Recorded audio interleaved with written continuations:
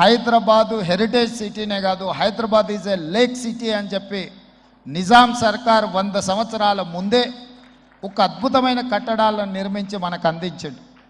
వారి వారసత్వంగా వచ్చిన ఈ కట్టడాలు మొన్న జరిగిన ఎండాకాలంలో తాగునీటి సమస్య వచ్చే కృష్ణా గోదావరి ఎండిపోతే హైదరాబాదు నగరానికి దాహార్తి తీసింది గండిపేట, అంటే ఉస్మాన్ సాగర్, హిమాయత్ సాగర్ నుంచి ఈ నగరానికి తాగునీటిని వాడుకున్నామన్న సంగతి రాష్ట్ర ముఖ్యమంత్రి నేను చెప్పదలుచుకున్నా.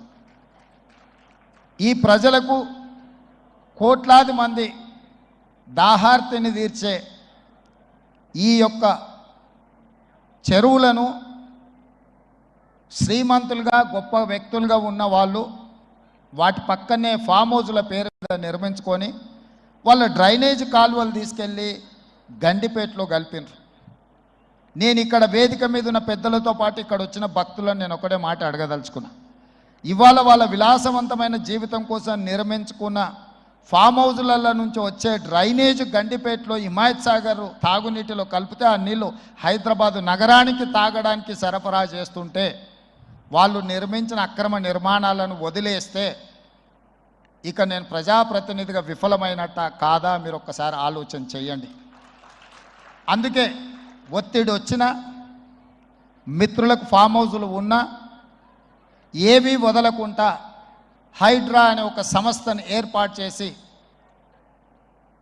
తెలియకుంటేనే ప్రజాప్రతినిధులం కొన్ని మన దినచర్యల్లో భాగంగా కొన్ని తప్పిదాలు చేస్తుంటాం. తప్పుదలు తెలవకుంటేనే కొన్ని తప్పులు జరిగిపోతుంటాయి.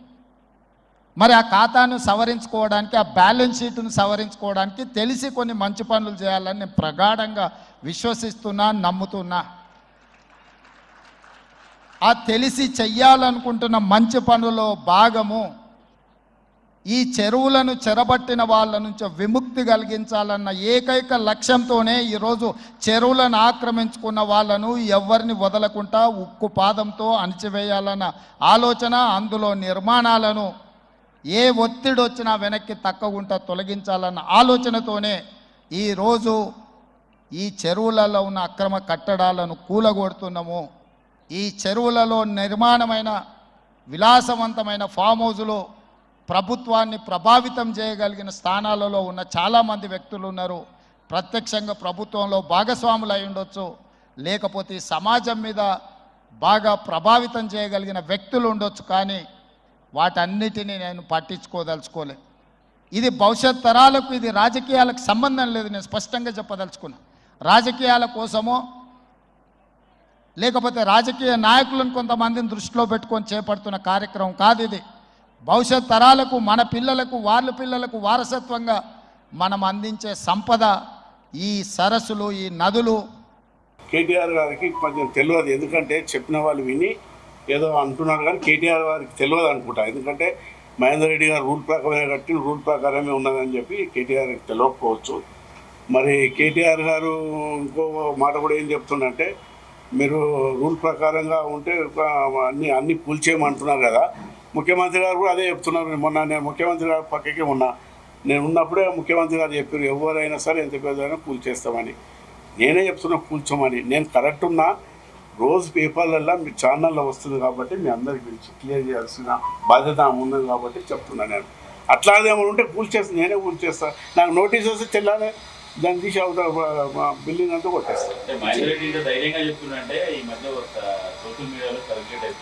సీఎం మీకు అది పోతే నీకు వేరే కాడ అడ్జస్ట్ చేస్తా అని చెప్పి భరోసా ఇచ్చి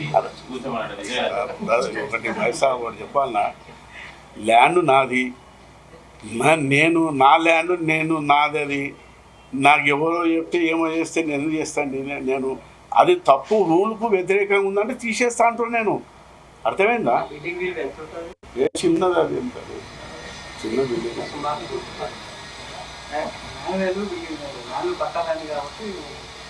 అది ల్యాండ్ చాలా కాస్ట్లీ ల్యాండ్. అది బిల్డింగ్ చాలా చిన్నది, పూర్తి చేస్తాం. ఏమన్నా కాదు, పట్ట ల్యాండ్ అండి, పట్ట ల్యాండ్. పట్ట ల్యాండ్ లేని నీకు ధరలో ఎట్లా చేస్తారండి? అంత పట్ట ల్యాండ్ కదా. ఇక అది నేను కాదు, నేను చెప్పొద్దు, నేను మాట్లాడతాను. అంతదాకా పోను, నా పరిధిలో నేను ఉందో నేను మాట్లాడతాను. నా ఒక్కనే లేదు, అక్కడ మ్యారేజ్ హాల్స్ ఉన్నాయి. అక్కడ మ్యారేజ్ హాల్ కట్టిరండి. నా ముందు ఆపోజిట్లో పెద్ద మ్యారేజ్ హాల్. అది చాలా కాస్ట్లీ ఇప్పుడు అది ప్రతి ఫంక్షన్లు అన్నీ అవుతున్నాయి. ఎవరిదో తెలియదు నాకు ఆపోజిట్లోనే వాటర్ పక్కకే ఉన్నది అది. మేము అట్లా ఆళ్ళు కట్టలేము, కమర్షియల్ లేదు. తోట పెట్టుకున్నాము, కూరగాయలు పెట్టుకున్నాము, వ్యవసాయం చేస్తున్నాము, ఆడ వరి వేసినాము. అవి చూపించాలి, అది చూపించకుండా గిదే చూపిస్తున్నాం. జిల్లాలో ఎక్కడ ఏముందో మహేందర్ రెడ్డి తెలిసినట్టు ఎవరు తెలియదు. అట్లాంటిది మీ ఇంటికి ఎదురుగా ఉన్న ఫంక్షన్ అవుతుంది. నాకు నిజంగా తెలియదండి. నాకు నిజంగా తెలియదు. ఎవరు రామరెడ్డి అని అంటున్నారు, మరి తెలియదు నేను ఎట్లా చెప్తాను నేను. మన ఈయన హోటల్ నడిపిన రామరెడ్డి ఆయన అంటున్నారు, ఈ మధ్యలో తెలుసుకున్నది ఎవరిదే అని ఆయన అంటున్నారు. ఆయనది మాకు కరెక్ట్ కాదు. కాంగ్రెస్ లో ఉన్నారు కాబట్టి, అధికార పార్టీలో ఉన్నారు కాబట్టి మీ మీద వచ్చిన ఆరోపణలు మీకు క్లారిఫై చేసుకోవడానికి తెలుగు చెప్తా ఉన్నారు. ఇంతకుముందు మాట్లాడిన ప్రకారంగా మొయినాబాద్ లో ఉన్నాయి ఉన్నాయి అని చెప్తున్నారు. ఉన్నాయి, చాలా ఉన్నాయి. మీరు హైదరాబాద్ కంప్లైంట్ ఇవ్వచ్చు కదా సార్ గవర్నమెంట్ ఇస్తాము, చెప్తాము. వాళ్ళ అవసరం ఉన్నప్పుడు ఎంక్వైరీ చేస్తారు. ఇప్పుడు నేను చెప్పేదానికన్నా ఇప్పుడు ఒక దానికో సమస్య పెట్టారు, దానికి ఐపీఎస్ ఆఫీసర్ని వేసారు, అతను చూస్తున్నాడు, అతనికి సహకరిస్తాం తప్పకుండా. ఇక అవన్నీ ఎందుకంటే మన తప్పని అనుకుంటే నాకు నోటీస్ ఇస్తే నేనే ముందు కూల్చేస్తా అంటున్నా కదా. కూల్చేస్తే అయిపోయాయి కదా. నాకు రాలేదండి. కూల్చేస్తా, నోటీస్ వస్తే కూల్చేస్తా.